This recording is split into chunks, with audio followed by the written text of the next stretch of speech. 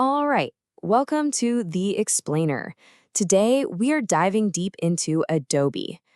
For decades, they've been the undisputed king for creatives.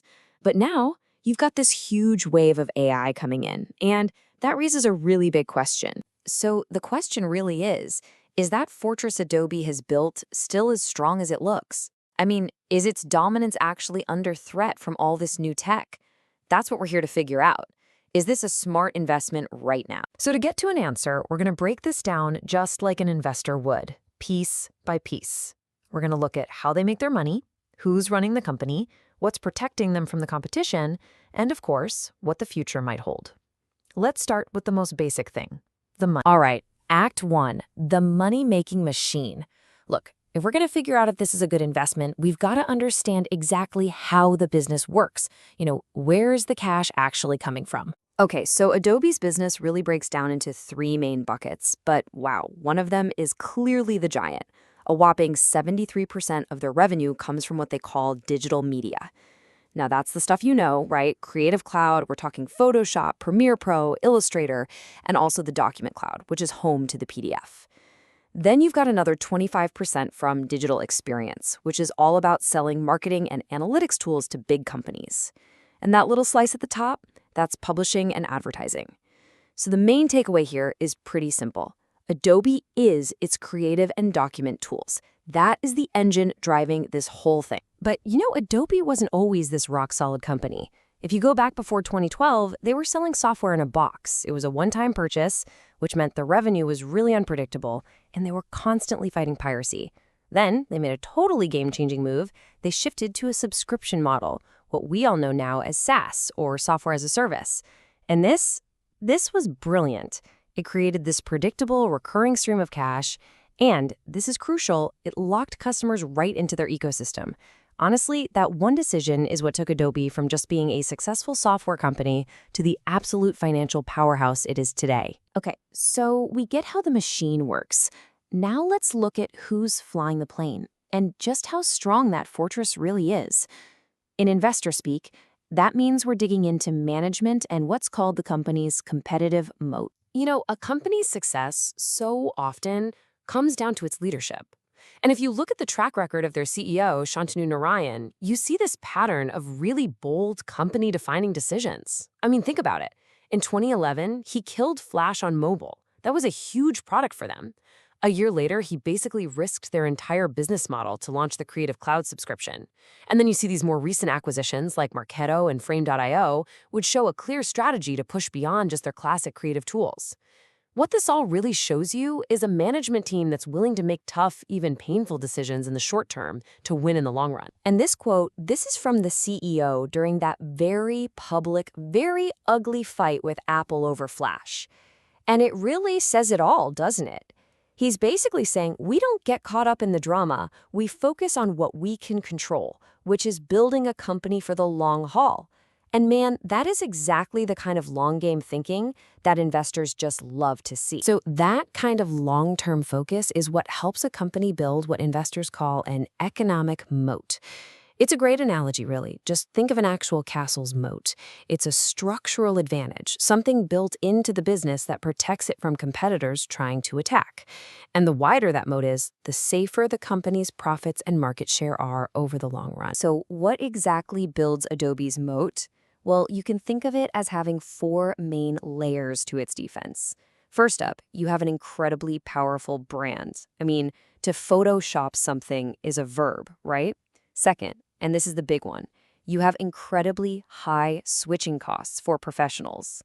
Third, you've got network effects, things like their Behind's portfolio site or the Adobe stock library. They just get more and more valuable as more people join. And finally, you have the simple cost advantages that come from being a massive global company. But let's just double-click on those switching costs for a second, because they are the absolute bedrock of Adobe's entire fortress. I mean, the entire professional creative industry runs on Adobe's file formats. Think about it. Every ad agency, every design studio, every film company. They have decades of work stored as .psd, .ai, and .pdf files.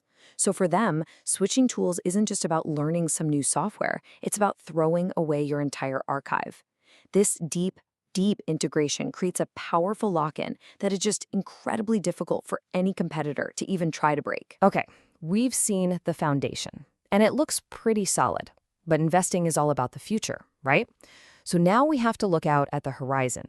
What are the biggest growth opportunities, and what are the scariest risks lurking out there? So the biggest opportunity, and honestly the biggest threat too, is generative AI. And Adobe's answer to this is Firefly. Now, Firefly is their family of AI models, and it has one huge selling point. It was trained on Adobe's own licensed stock content. Why does that matter? It means it's commercially safe for businesses to use without worrying about copyright lawsuits. Their strategy is to weave Firefly directly into Photoshop, into Premiere, into all their apps, making AI just another essential part of the workflow their customers already can't live without. Make no mistake, this is their big bet on the future. And look, Adobe is making this bet from a position of incredible financial strength. This isn't some startup hoping for growth. This company is a compounding machine. Just look at that steady climb in revenue. We're talking from nearly $16 billion in 2021 to over $19 billion just 2 years later. That is the kind of financial momentum they're carrying with them into the age of AI. But it's definitely not all clear skies ahead. There are some serious storm clouds on the horizon. For one, competition is getting intense. You've got these nimble, fast-moving startups like Canva on one side, and then you've got the tech giants like Microsoft wading into their territory on the other.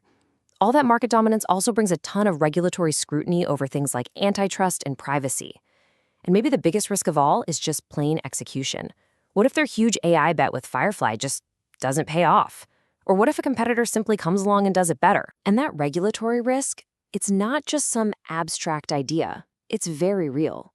In 2023, Adobe had to completely walk away from its planned $20 billion acquisition of Figma, a huge competitor in the design space. Why? Because of immense pressure from regulators in Europe and the UK. And the price tag for that failure? A cool $1 billion termination fee that Adobe had to pay to Figma. It's just a stark reminder of the very real, very tangible costs of being a top dog that's constantly under the microscope. Okay, so we've looked at the engine, the pilots, and the horizon. It is time to get to the final verdict.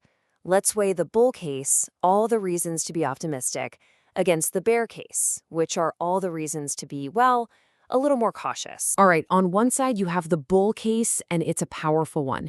You've got a dominant market leader with a brand and a moat that are just incredibly strong. It's all fueled by that predictable recurring revenue and run by a management team that's proven they can think long-term. Plus, they've got this massive growth opportunity with generative AI, but on the other side, the bear case is just as compelling. That same dominance is exactly what attracts fierce competition and a ton of regulatory heat. You could argue their main market is starting to mature, and really their entire future now hinges on whether they can successfully navigate this massive, massive tech shift that AI is bringing. So here's the bottom line. Adobe has built one of the most impressive digital empires in the world, and it's protected by some seriously powerful defenses. But the final question, the one that really matters, is this. In the unbelievably fast-moving world of artificial intelligence, a world where competitive moats can literally evaporate overnight, is any fortress, no matter how strong it looks today, truly safe? Now that is the billion-dollar question every investor has to be asking.